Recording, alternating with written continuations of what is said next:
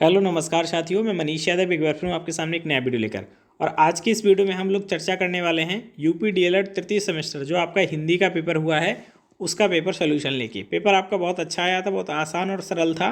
उम्मीद है कि आप लोगों ने बहुत अच्छा किया होगा। पहला प्रश्न है आपका, नहीं पराग नहीं मधुर मधु नहीं विकास। तो ये जो पंक्तियाँ हैं ये किसने लिखी हैं? तो इन पंक्तियों को लिखने का काम जो है वो बिहारी लाल जी ने किया है। दूसरा है आपका, विनय पत्रिका की भाषा क्या है? तो बहुत सारे लोग इसको अवधि भी लगाएंगे, बट इसका सही जवाब जो है वो आपका ऑप्शन सी होगा, ब्रजभाषा।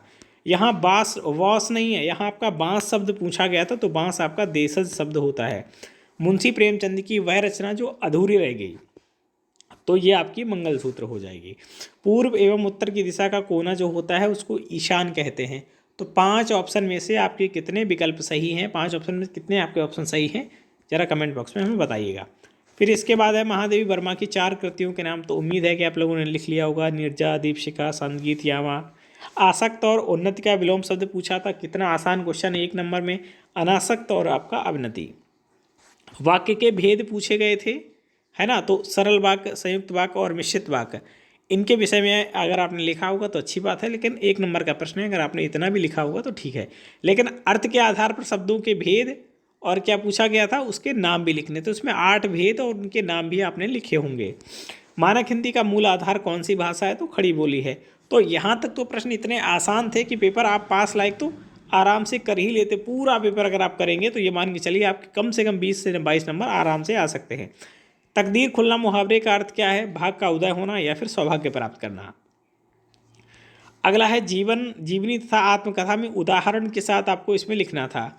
जैसे जीवनी क्या होता है? जीवनी किसी दूसरे व्यक्ति द्वारा किसी व्यक्ति के जीवन का एक वर्णन किया जाता है। आत्मकथा व्यक्ति स्वयं अपने जीवन के दर्शन का वर्णन करता है। जैसे गांधी चरित्र जो है वो रामकृष्ण परमहंस पर लिखी गई है। आत्मकथा जो है सत्य के प्रयोग, ये महात्मा गांधी ने स्वयं अपने द्वारा इसको लिखा है, तो ये आत्मकथा होती है। लोकोक्ति और मुहावरे में इसमें भी आपको उदाहरण के साथ अर्थ देना था।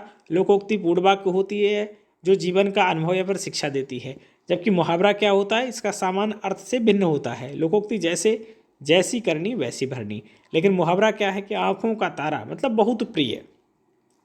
स्वतंत्र लेखन का अभ्यास करते समय किन बातों का ध्यान रखना चाहिए?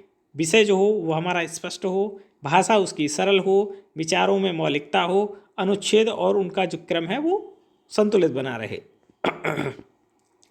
इसके बाद अगला प्रश्न था कि मौन वाचन किसे कहते हैं? तो मौन वाचन से क्या होता है कि इसमें पाठक जो है वो बिना आवाज़ के मन ही मन में पढ़ता है।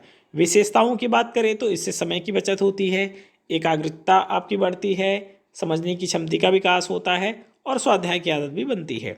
महाकुंभ पर देखो इस संक्षिप्त टिप्पणी लिखने को आई थी कि महाकुंभ जो आपका प्रयागराज में हुआ था इसके विषय में आपको लिखना है।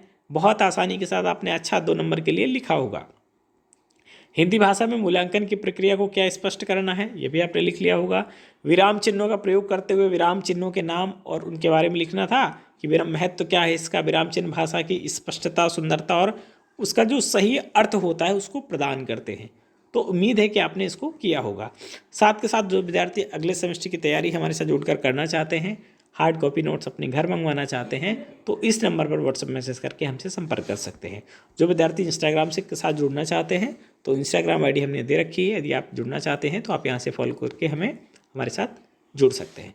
आज की इस वीडियो में बस इतना ही। पुनः आपसे भेंट होगी किसी नई वीडियो में किसी नई जानकारी के साथ। बने रहिए चैनल के साथ। Thanks for watching. जय हिंद।